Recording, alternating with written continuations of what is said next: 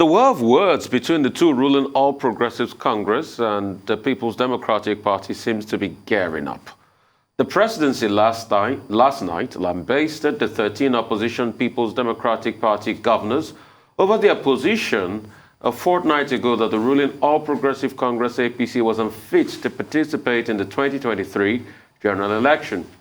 The APC said the governors were delusional and only sought to cover up their criminal failures and damaging PDP years.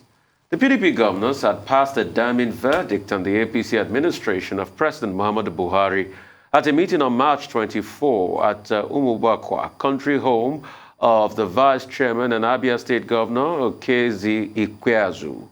The meeting had 12 governors and deputy governor in attendance. In a 9-point communique at the forum read by the chairman of the by the PDP Governors Forum and Sokoto State Governor, Aminu Tambawa, the opposition governor said, should APC insist on contesting the forthcoming general election, despite its woeful failure in every aspect of national life, Nigerians should reject the ruling party outright at the polls. All right, and moving on to other news, former President Olusegunbajo. All right. Okay, we'll talk about the first story first before we go to the second story. The PDP and the APC going straight at each other. Well, that was always going to happen. This is not surprising. Although I do like to call this silly season, you do get all kinds of mudslinging going on. The PDP is obviously not going to give APC any sort of vote of confidence. They are going to try and establish that the last, going on 8 years has been an absolute disaster. And the APC will continue to point to what they have referred to ad nauseum as 16 years of PDP misrule. There's nothing major there. But yeah, speaking of silly season, you did warn me, didn't you, Dr. Abati, that all kinds of characters are going to be coming on here and I should brace myself. But I was actually quite dismayed by your interview yesterday. I've come to expect certain things, even from that individual. But just because it's not surprising does not mean it's not staggeringly inappropriate. I'm referring to my half-sister Hafsat, who is the DG of Yahya Bello's campaign, yes? And her making comparisons to my dad. I mean, there are lots of political players in his team. Not one of them feels the need to throw their father under the bus for the sake of their principle. Come out and talk about your principle, his antecedents, his plans for the future of Nigeria, and leave daddy out of it. It's not her right, because it's not her name. It is our name. And it's also the name of future generations of Abiola's yet unborn, who should be proud of a legacy. My father was tortured because United Nations does consider solitary confinement as torture. He was tortured and then murdered and has left this legacy only for it to be abused in this fashion. And I did say, because I'm quite consistent, we had another gentleman on this show talking about another person he was campaigning for and using my dad to score points, and I was apoplectic. For me, it's the principle of it. Whether it's his child, it's unfortunate that it should be his child. Everyone should just leave his name out of it, especially the dishonesty, the false equivalence, the cynical exploitation of a genuine struggle. It's nauseating. So frankly, this APC PDP is just really the tip of the iceberg. We're still going to see all kinds of tragic comedies unfolding, as you have rightly predicted, Dr. Abati. Dr. Abati. Okay, well, with due respect, I don't think I can comment on that last bit, but let me go straight to the story about APC. PDP, yes. I think Tuno is right that as we move towards 2023, we'll continue to find this kind of conflict across political party lines, not just between the APC and the PDP, but other political parties that may come up who also have a stake in 2023 and who also have an interest in that election. Yeah, PDP governors, they said that the APC government since 2015 has been a failure and has been a menace to the Nigerian people. And they are not the only ones making this kind of statement. President Olusegunbajo just a few days ago, while receiving a PDP presidential aspirant, a certain Dr. Williams, made the point that the country is overwhelmed, that the government is overwhelmed, but that the people of Nigeria should not allow themselves to be overwhelmed. And that the thing to do is for us to come together collectively to find a way forward. Well, the Minister of Information, Lai Mohammed, has tried to give a retired general some lectures in how to protect the morale of the military and about military operations and security matters. But that's an entirely different matter. The Most Reverend Bishop Ignatius Kaigama of the Catholic Church, the Archdiocese of Abuja, when he was preaching at the Pro Cathedral yesterday, he also complained about the collapse of the security apparatus in Nigeria and how what we are confronted with is a spectacle of failure, of negligence, of disappointment. Now, similarly, we also have the General Overseer of the Redeemed Christian Church of God, the RCCG, Pastor Adeboye, making the point that, in fact, when we had the 2019 election, 6 months earlier, he could see very clearly that there will be elections. But at this time around, God is yet to speak to him. An indication that even God himself is watching the situation in Nigeria. And here comes Garuba Shehu responding to the PDP, saying, all of this was caused by the PDP, and that what the APC administration has been trying to do is to manage the crisis that was imposed on Nigeria by the PDP. He even cited the example of NNPC, that the NNPC was also mismanaged by the PDP. Okay, there are some details that he provided there, which, I'm not a spokesperson for the PDP. Olusegunbajo, who speaks for PDP, he has a job there. He can take Garuba Shehu's response and he can respond to it. I'm not going to do his job for him. But just to make the point, that 2 points. One, that I find it very strange, although I was accused of the same thing, that a spokesperson to the president will be speaking on behalf of the APC. Usually, the party is supposed to have its own spokesperson, and the PDP was talking about the APC. But here is the presidential spokesman, now responding directly to the PDP. Okay, yes, maybe it's the nature of the job. Maybe in my time, I also crossed that line more often than not, because if you see that the man at the party end, the spokesperson at the party end is not doing his job, once he leaves that gap, you may be directed to step in to do it. Maybe that's what has happened in Garuba Shehu's case. But some of his claims are claims that can be deconstructed. Is it the same NNPC that has been talking about cost under recovery, that has not been able to put money in the FAC? The same NNPC that has disclosed that, in fact, next month, states should be ready for smaller amounts because of the crisis of, fuel and the war in Ukraine and all of that. Okay? He says, the administration has flushed out bandits and terrorists from the northeast and northwest, and the Minister of Information made the same point. Are we living in two different countries? Is Garuba Shehu in another country that is different from our own? But in any case, this is just all political rhetoric. I guess that there will be enough time for scholars to take a look at this and deconstruct it and all that. Okay, to come back to the interview that Tundun referred to. A disaster. Well, I conducted the interview. Through no fault of your own. Just give me an F9. No, through no fault of your own. A show of shame. Okay. We'll leave that subject. Rufai. All right. Okay, I'll comment quickly before we go to the next story. I'm not surprised what the APC and PDP are doing to Nigerians. Charles de Gaulle said politicians will say they'll build bridges where there are no rivers. And that's what the APC and PDP has started again.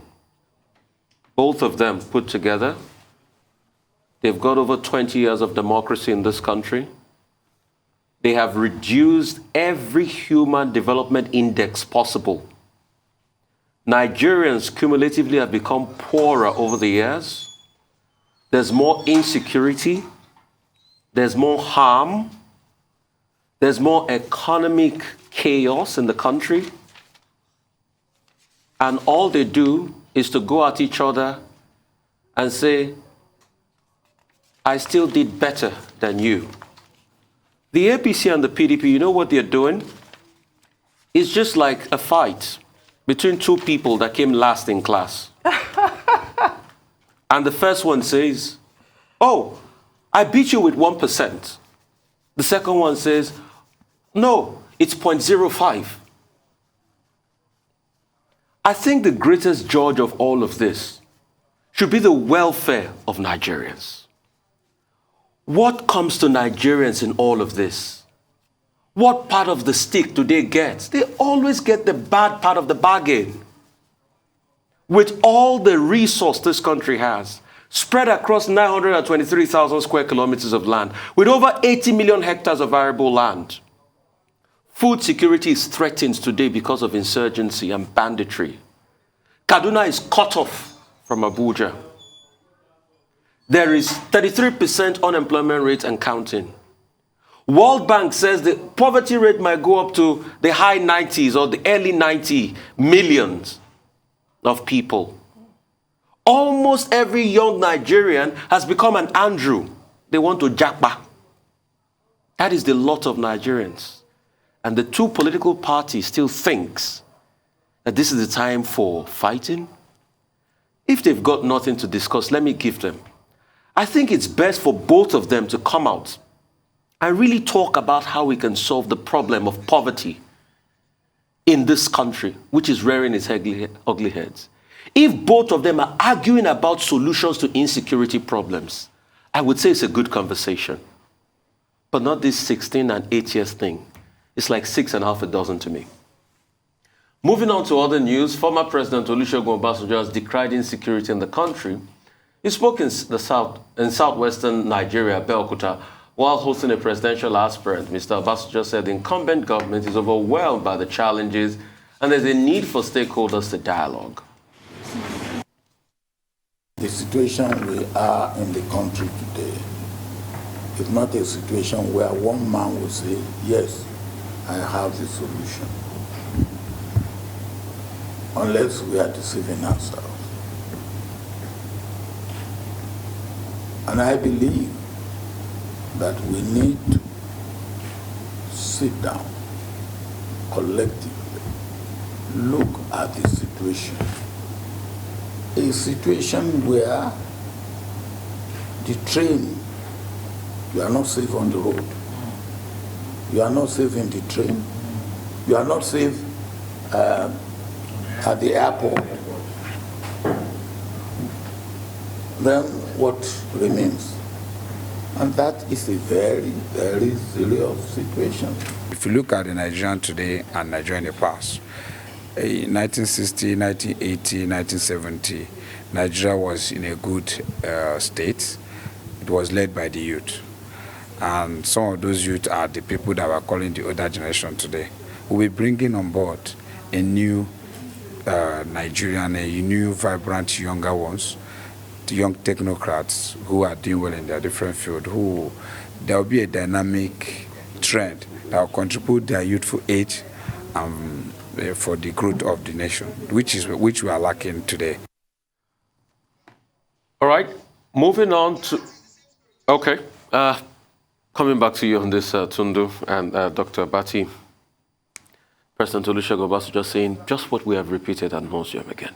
Yes, you just touched on that, because there's no way of talking about politics in this country without talking about the staggering levels of insecurity that we're facing. And to take it up from where you left it, Maryam Garba Shehu's statement talking about how under PDP, there were phantom soldiers and who had been paid and the money was going to politicians' pockets and what have you, which is why you'll recall under the Jonathan administration, America refused to supply us with weapons to fight Boko Haram, which we can see has had disastrous results. But, so you can also make that argument now, because as of last year, the United States has stalled, I want to say stalled rather than stopped, plans to supply Nigeria with over, $800 million worth of weapons. This is last year, the Buhari administration, citing the same thing, that Leahy law, when the United States will not supply arms to any government or agency of a government that is in gross violation of human rights. So this is not a PDP or an APC thing. That's just one example out of many that you've also cited, Rufai,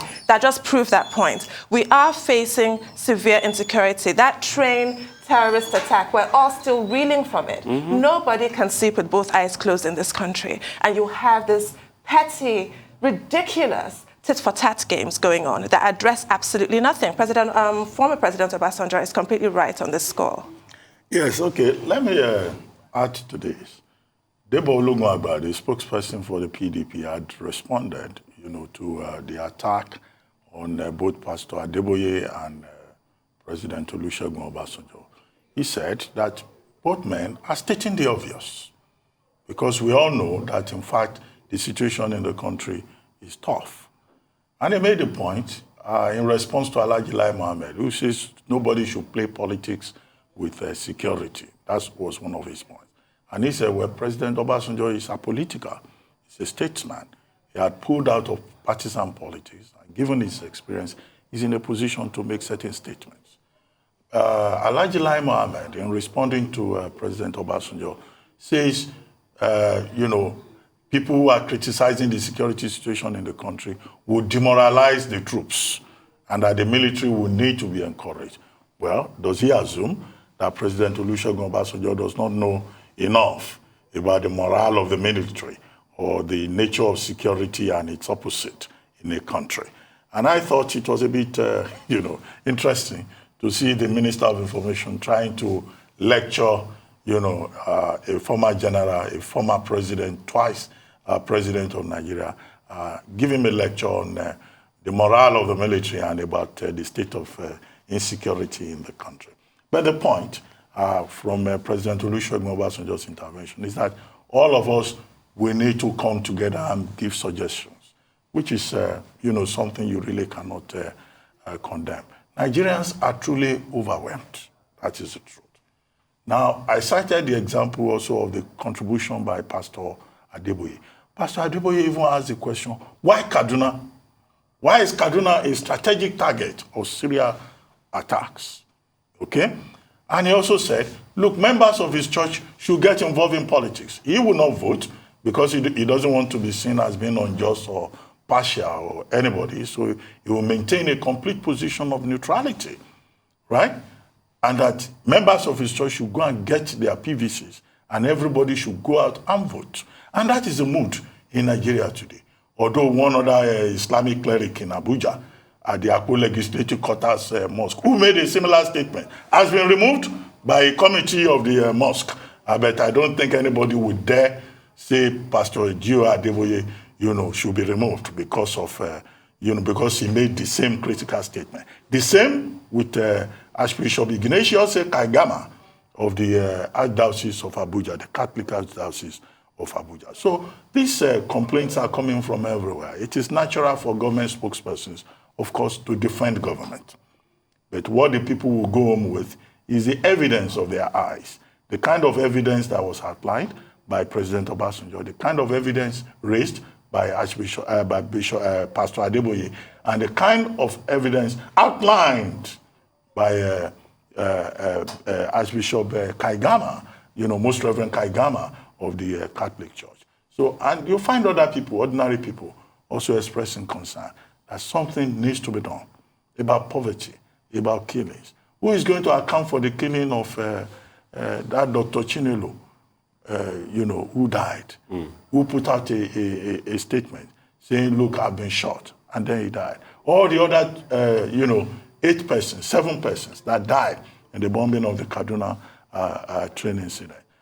President Obasanjo pointed it out that, look, you can't travel by road, you can't travel by air, you can't travel by train. And what he gets is that he gets, insulted for stating the obvious, to quote Debo Olusegunbajo, something that we are all very familiar with. So all of this rhetoric will not help us. We should all think of the solution. Garubashu was saying we have done this in 7 years plus and all that. No, the government will be lame duck very soon. And that is why the next set of people who want to run Nigeria, they just have to begin to come up with concrete ideas. It's not about organizing carnivals and saying I'm the best man for the job. No, we want to hear concrete things coming from rigorous thinking out of the box, coming from an intelligent place. That's it. Mm-hmm. Not some Division 3 people coming forward to say that they want to be president of Nigeria and preside over this country that God has given all resources, and we all of us have failed in managing those resources very well. So you are right. It's not about PDP, it's not about APC. It's about the failure of the state to deliver on behalf of the people. And it's not about former President Obasanjo. Even those who really agree with him can see he's right. In a 1983 documentary made by the elegant stallion, as she's called, Oyeka Owenu, it was a joint collaboration between the NT and the BBC. It was called Squandering of Riches. One of those that were interviewed in that documentary, Chino Achebe of blessed memories, the celebrated Nigerian writer, says in that documentary that Nigeria always presents its fifth 11. And he said that in 1983. But till dates, we are now presenting our 10th 11. It's even got worse. All of these problems are things that we can introspect and solve. And these problems are evident, and that's why I wonder. But anyway, opinions are free, but facts are sacred. And like you enunciated, Dr. Abati, the facts are there on ground. That things are not working for a lot of people as we speak. This is the same Nigeria that people were looked down on when they go study abroad. Dr. Abati, you said it. You used to laugh at your colleagues that went to study abroad. You people will laugh at them and say it's because you don't know book in Nigerian parlance. You are not good enough academically. That's why they threw you abroad. This is the same Nigeria that I was speaking to another Nigerian that told me that when his father sent him abroad to study, he was still keeping up with his colleagues as regards club activity in University of Ife and Ibadan because those schools were highly rated. Ife used to be called the most beautiful campus in Africa. In Africa. This is the and same. It was truly beautiful. Beautiful. This is the same.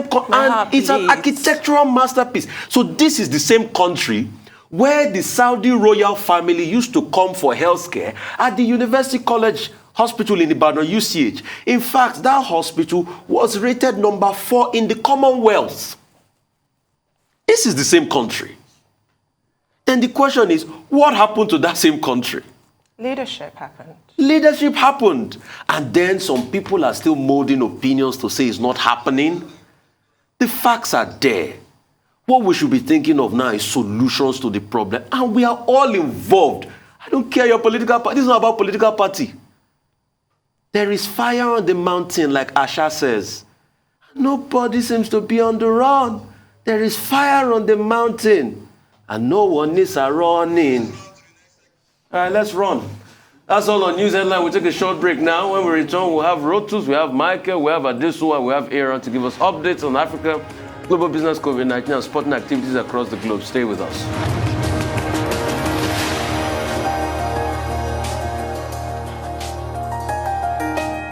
Welcome back to the morning show here on Arise News. Our dependable Rosa Sadiri is here to give us an African business update. Good morning. Good morning, Tunu. Good morning, Rufai. Good morning, Doctor. Yeah, we're actually, I know it's Africa update. We're beginning in Mexico. I just saw a very interesting update coming out of Mexico that I thought had some parallels with us. So Mexico is ending fuel subsidies for cities that border the United States. What happened was they noticed that in certain cities where, okay, so let me back up. Mexico has been subsidizing fuel for their citizens as a result of oil prices climbing. And they've been trying to, what everybody else has been doing, just basically try to reduce the pressure of the higher costs of fuel for their citizens. But they noticed that there was a supply-demand imbalance in certain cities that border Mexico from the United States. Basically, there was a spike in demand in those particular border cities. And so they investigated it and they found out that Americans living in those border cities were driving into those cities in Mexico to buy fuel at a lower price, fill up their tanks, then drive back in. So let's take a look at a map here.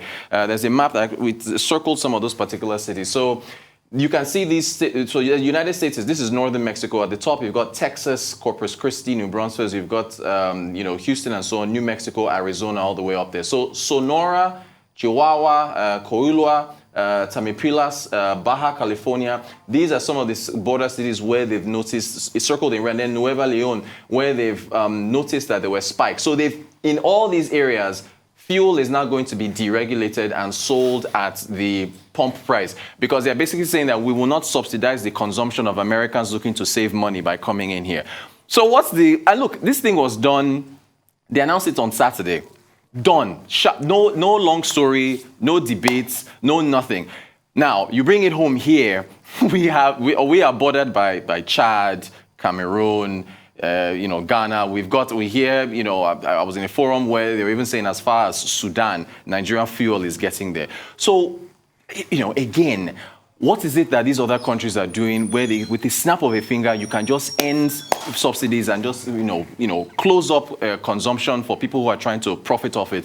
And we have been battling this for so many years. So there's some lessons from Mexico there. Still on oil and gas, the federal government of Nigeria is hoping to realize about 800,000 barrels per day of production extra from projects run by Shell and Total Energies. Chief Executive Officer of the Nigerian Upstream Petroleum Regulatory Commission, Gbenga Komolafe, he mentioned this at a lecture series, a 2022 Olibiri lecture series on an energy forum that was organized by the Society of Petroleum Engineers.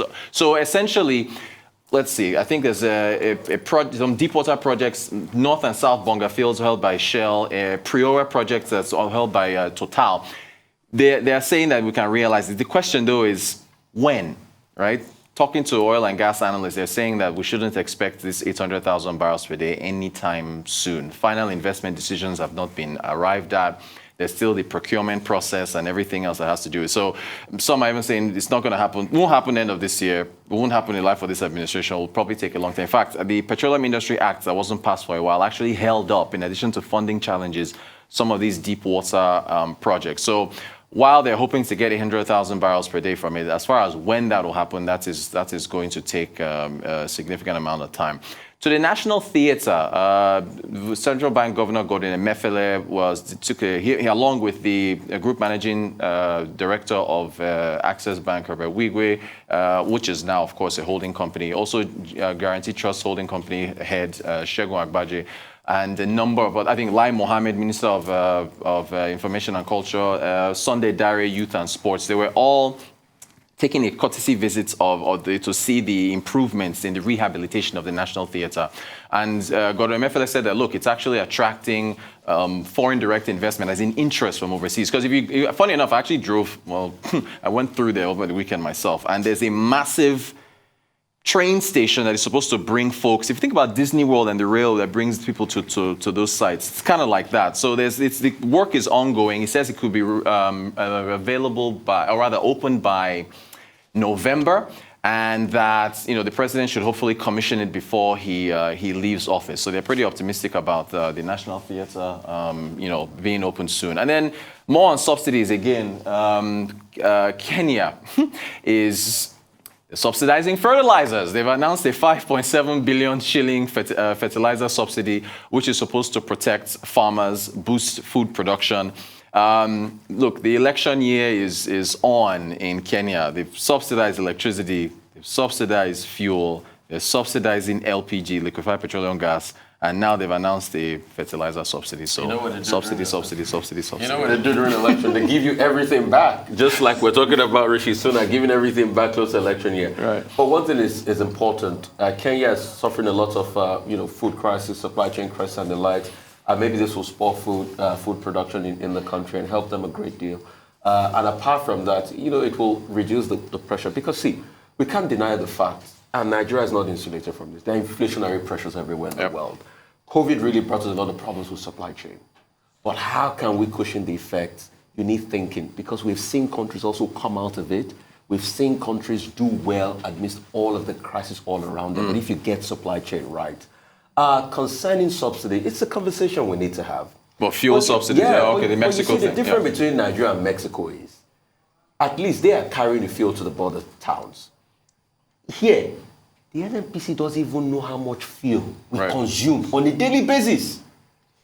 I'm sure in Mexico, they know how much fuel they consume every day. That's why they said, what's going on? If you check the data. So it's because they have data they can. And here, Jesus Christ, people will take the tanker from the depot, drive it across the border. There's heavy connivance with officials at the border. There's corruption everywhere. So you can't achieve something like that because at first you don't have data. If we have data, the NNPC should come out and tell us, as we speak today, how much liter of fuel we consume. So you see, Nigeria is a peculiar case. There's a way Yoruba say it. They say, when somebody has eaten deep, they say it has gotten to the akinyemi of your body. corruption has eaten to the fabric. I know. To the the border. Oh, when they close the border, what happens to Inflation the flew up. Let me comment on the National Theatre. National Theatre, yeah, okay. The National Theatre is one of the most controversial projects ever in the history of Nigeria. Be it between 1975 and 1977, ahead of First Act 77. It was supposed to be a showpiece, and it's a replica. Maybe the military administrators then wanted it that way because the shape looks like that of a military cap. But there's a similar structure in Sofia, Bulgaria, where we copied it from. And it was supposed to be, you know, a symbol, an icon of black nationalism, of cultural internationalism at the time. And the First Act was held there. It had the Center for Black and African Arts and Culture, an arts gallery, about 3 or 4 major, cinema halls, an artist village, an adjoining artist village. And it became, a cultural center, a meeting point, for many cultural enthusiasts and activists. The Abegi, as it is otherwise known, was a rendezvous for virtually every artist in every part of the country. But then, like everything in Nigeria, that structure went to waste. When President Olusegunbajo returned to power in 1999, by 2001, he began a process of privatization. 2005, there was an attempt at that privatization. Preferred bids were asked for. Okay, by a year later, one particular company from Dubai had been taken as the preferred bid. That failed. It didn't work. Now, during the Jonathan administration, there was also further attempt to privatize it. First, an attempt was made to commercialize, then privatization. Then one company called Top Dares or something, and Chris Smith Limited were the preferred bidders, but they couldn't perfect it. Now, that process again continued. I think it was in 2007 or so that you now had, or was it 2017, that you now had another group called the Jadias Trusts Consortium, led by Mrs. Yetunde Aino and some other persons, who now became the preferred bidder. And then somewhere down the line, everything changed. The CBN moved in, with the Bankers Committee. Yep. And at the moment, that Top Jadias Trust Consortium, they're in court. There's a case in court challenging the propriety of the intervention of the central bank. But, we saw that show by the governor of the central bank and bankers committee members and the governor of Lagos State saying, this will be ready by November. So have they resolved the legal issues? Have they also addressed the concern of key stakeholders in the culture sector, led by, let's say, Professor Olusegunbajo, who, wrote an essay, and other stakeholders in the community said, you cannot do this because the plan, as proposed, is to turn the place into a 5-star hotel with malls, with shopping malls and all of that. And there are allegations that the interest is more in the adjoining lands, plots of land, to turn that cultural icon into a banking space. So all of this will need to be resolved before anybody talks about, we are going to transform National Theatre. There's going to be a train, having a major terminal there. No, the stakeholders within the industry are concerned. They think that this is a center for development of culture. And now what is being projected is a conflict between culture and development. How are they taking into consideration the interests of particularly those over 400 persons that were displaced from the artist village within the precincts of the National Theatre? So it's not as straightforward as members of the Bankers Committee led by the CBN governor going around and promising we'll complete this at the same time, at a certain time. The interests of the stakeholders will have to be taken into consideration. It's not a 5-star hotel. It's not a banking hall, that space is meant for. Certainly. Thank you, Rhodes. Thank you so much. Thank you so much. Now for Global Business Update, Michael Wilson joins us now from London. Good morning, Mr. Wilson. Morning. It's rather muted, actually, as far as Asia's concerned, because China's on a 2-day holiday. But the Hang Seng up quite significantly, about 1.42%. China shares listed on it did particularly well. Alibaba, Tencent, and so on. And the city's chief executive, Carrie Lam, announced she will not be standing in that position. She won't be seeking a second term in office. The Nikkei in Japan swung between positive and negative. Chinese electric car startups NIO, Zhangpan, and Li Auto doing actually quite well. The Chinese electric car makers are obviously trying to grapple with this rise in COVID cases, which threatens to disrupt production and deliveries and so on, but don't seem to be doing too badly at the moment. US listed Chinese companies, here's a little wrinkle for you. Chinese regulator tells auditors to consider preparing for inspections. It appears to be, China at least, appears to be loosening its audit restrictions, reducing the immediate threat of a mass delisting on US-listed Chinese companies. There's still a long way to go on that. Securities Exchange Commission obviously still in discussion with the Chinese, but it's just being taken as quite a positive signal that maybe this dispute between China and the United States, between its various companies and their listing, may well be close to settlement. The nationalist Viktor Orban has declared victory in the Hungary election. I mention that because he is the most pro-Kremlin leader of the 27 nations of the European Union. He's the longest serving there. He's been there since 1989. He's often boasted of his close relationship with Putin. There are commercial and energy deals between Hungary over the last decade. It's increased its share of imports from Russian national gas, and it now gets close to 85% of its gas from Russia and 64% of its oil. Let us turn our attention to the United States. A bit of a recap there. Stock futures relatively flat over the weekend. But this woman here has been saying, she's the chairman or chairperson of the San Francisco Fed, and she's saying that it's quite likely that in May there'll be an interest rate rise of 0.5% in the United States. Didn't quite add those jobs figures that were required on Friday, but it got very close to them. And she's saying now that there is a good case for this. And just as a sideline to that, Tesla's announcing record sales, actually coming back on the block after a rough start to 2022. The EU is planning more sanctions against Russia. They're going to be discussing the detail of this on Wednesday. Maybe more individual sanctions, maybe more embargoes on coal, oil, and gas. As you know, that's been resisted by some of the major European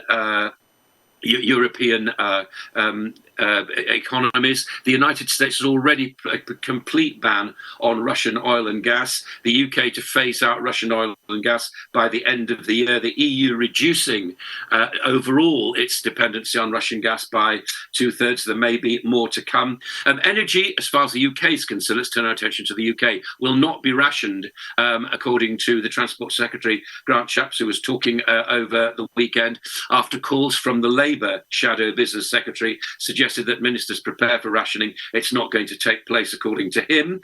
It looks like the UK government will continue its business loans, its COVID business loan scheme for companies. These are loan guarantees. They're not unconditional loans, but it looks as though that will be carried forward. Again, lots of discussions taking place between banks and so on. We don't know the cost of this. We don't know when it's going to happen, but that's actually taking place. And finally, oil slightly softer in Asia. That's mainly because we don't know what the strategic reserve plan of the United States is going to be yet. We know its totality, we know its regularity, we don't know when it's going to start.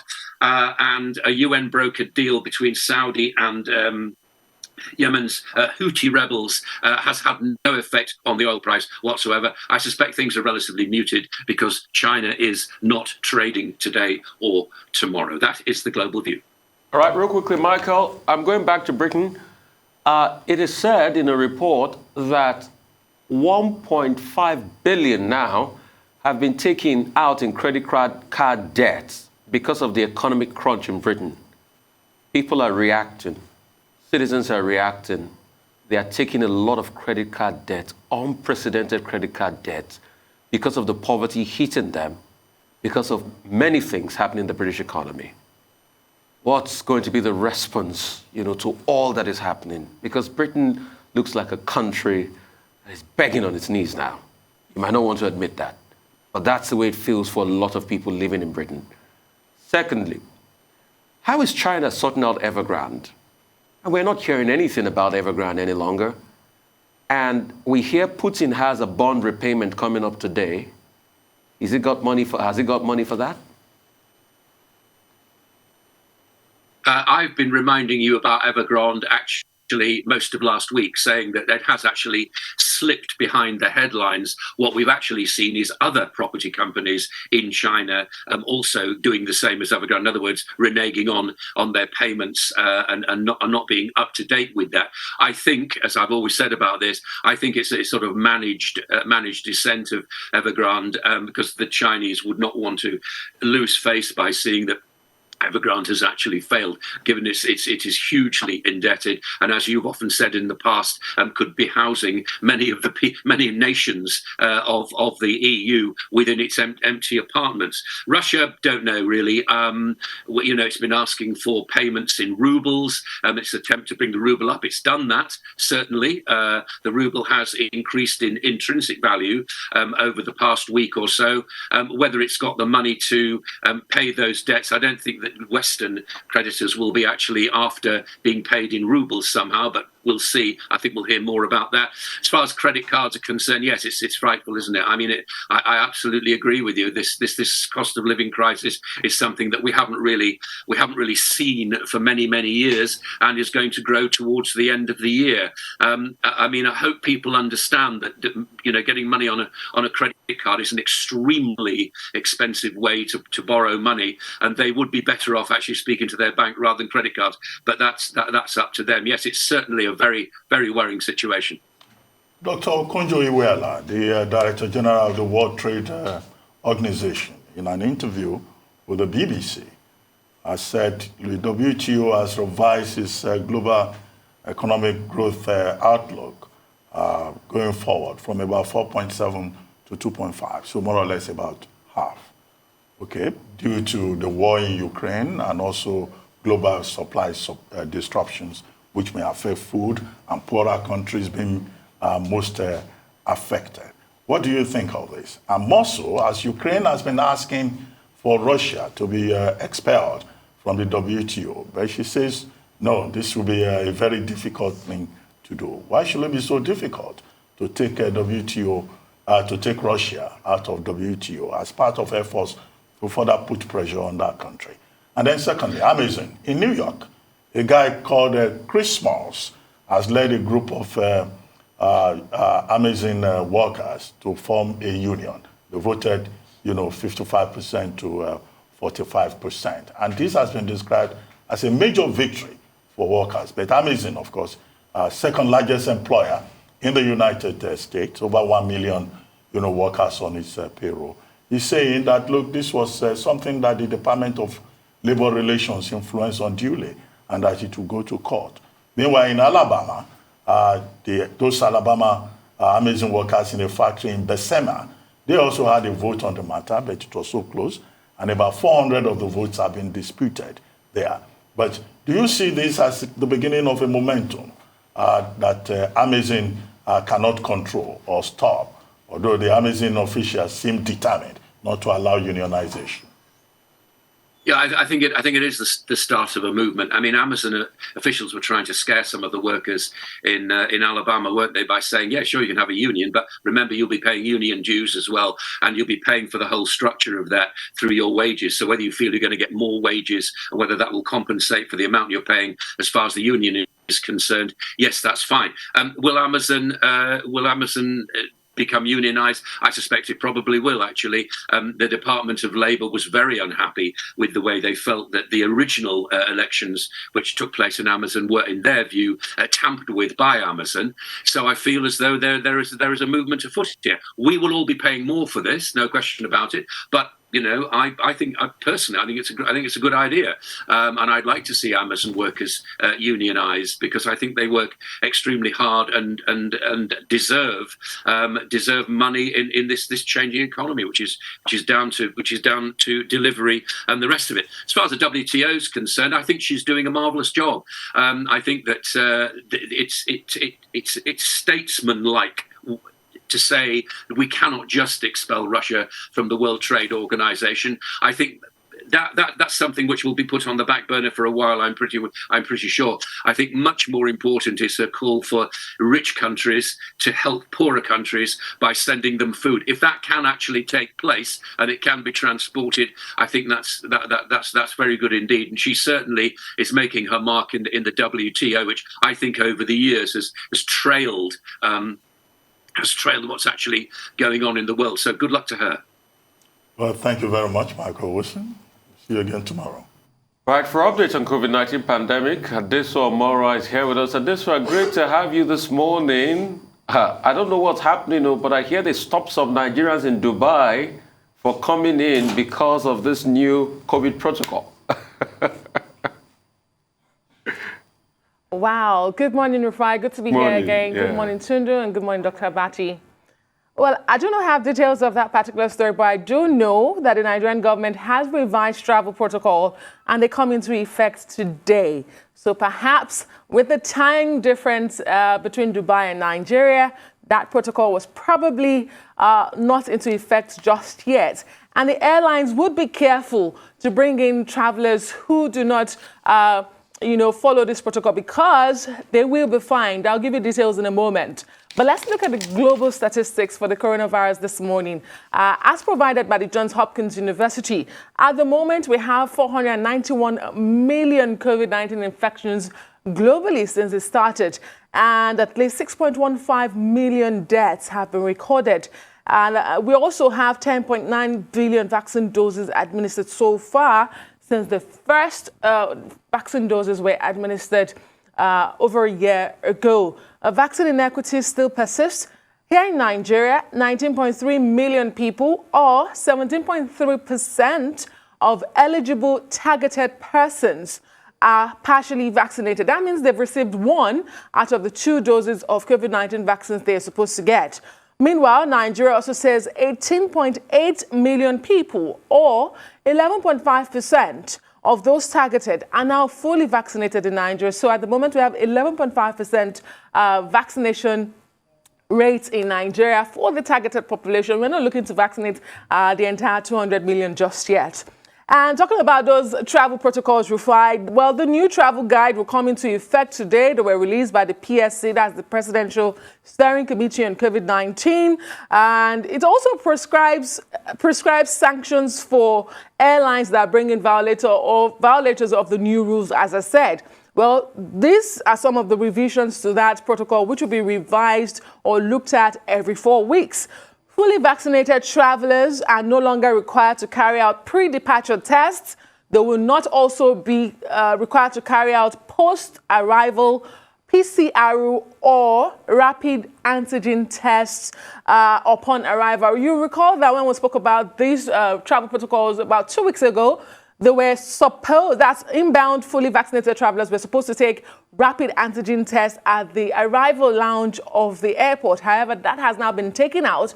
If you're fully vaccinated, you don't need to do any test at all if you're coming into Nigeria and when you get into Nigeria. However, the PSC says for unvaccinated or partially vaccinated travelers, they still need to take a 48-hour pre-departure test.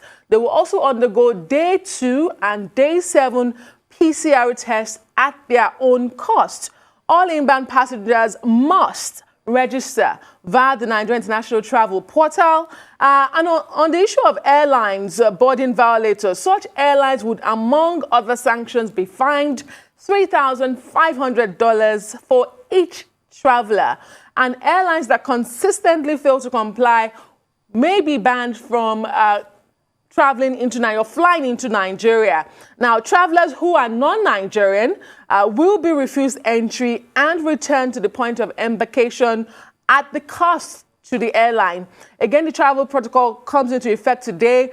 For children below the ages of 18, they are accorded the rights of fully vaccinated travelers, so they don't need to take those pre-departure tests, beg your pardon, or those tests, post-arrival tests when they come into Nigeria. But very quickly to Iran, where schools have finally opened fully yesterday for the first time after 2 years since this pandemic started.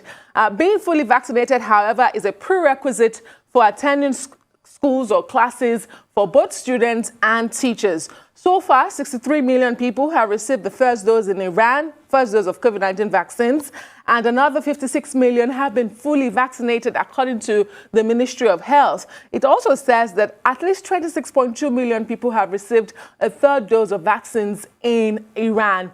And guys, we've seen a lot of absurdity when it comes to this pandemic. However, I don't think anything beats this, but this is my guess. I don't know if you've seen or heard anything that beats this. In Germany, a 60-year-old man allegedly had himself vaccinated against COVID-19 dozens of times in the country in order to sell vaccination cards to people who did not want to get the vaccinations or get the vaccines themselves. Now, this man from the eastern German city of Magdeburg, whose name was not released in line with the German privacy rules, is said to have received up to 90 COVID-19 shots. And this was in the city of Saxony. He did this for months until he was finally caught during the weekend. It is unclear what the impact of these 90 doses will have on this man's health. Back to you guys. He's probably got the Marburg virus. Just kidding. Anyway, let's start with Iran. Iran is probably following the example of other countries like Israel, like Denmark, like Canada, US, UK, even Nigeria, that have been trying to open up since it appears that we're all going to be living with the virus, living with COVID-19. So countries are trying to strike a balance going forward now that there is better knowledge in terms of vaccination and the science and the implications. Now, Iran, like Zimbabwe, you recall, also shut down schools for a complete 2 years. And it was only recently that Zimbabwe decided to reopen the schools. But the case of Iran is slightly different. Iran has gone through 6 waves. The 6th wave was, as a result of Omicron. And there are fears that, in fact, there may be a 7th wave, because even before this decision was taken, there was this popular Nowruz festival, which people attended about a week ago. And the concern was that because people were allowed to just move freely and mingle together, the country may witness a 7th wave. But that has not happened yet.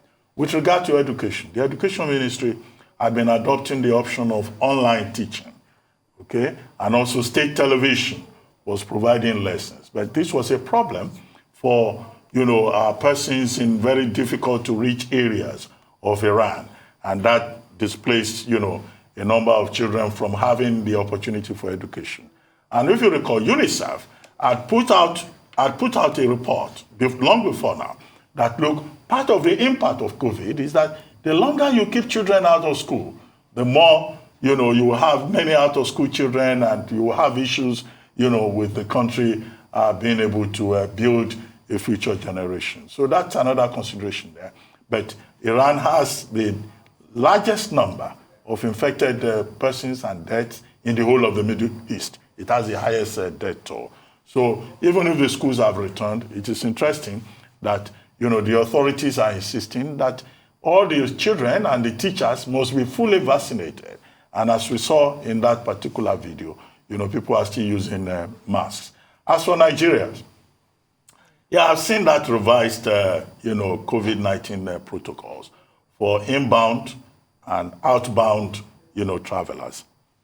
The inbound travelers are those coming into Nigeria. Well, it's a very detailed, although I think it's a bit too wordy and too cumbersome. This kind of thing, when you want to give information to people, it's better to make it easy to read. It's not an exam stuff. Yeah, I agree. Yeah, but in any case, the key highlights are useful. People coming to Nigeria fully vaccinated will not need to take, pre-departure tests. They only need to show their vaccination certificate, and they will not need to take any rapid antigen test. But at the same time, they will need to report to port health authorities. That's about the summary of it. Those who are not vaccinated will still go through the original protocol announced in November 2021. Now, as for outbound travelers, that's Nigerians going abroad, the key advice that I see there is that you have to follow the requirements in your country of destination, because there's no one size fits all. If you are going to Dubai, then what is the rule in Dubai? That's what you must follow, because Nigeria's jurisdiction does not extend to another country. Finally, I want to talk about Hong Kong. Hong Kong seems to be facing a brain drain crisis. Over 157,000 talented persons are said to have moved out of Hong Kong, because Hong Kong, with its zero COVID policy, has one of the strictest restrictions and quarantine processes anywhere in the world. And as a result of this, people are moving out. But the other side of it is that the Hong Kong authorities are saying there is nothing to worry about. It's a double-edged sword. People are coming in from mainland China to come and fill the space.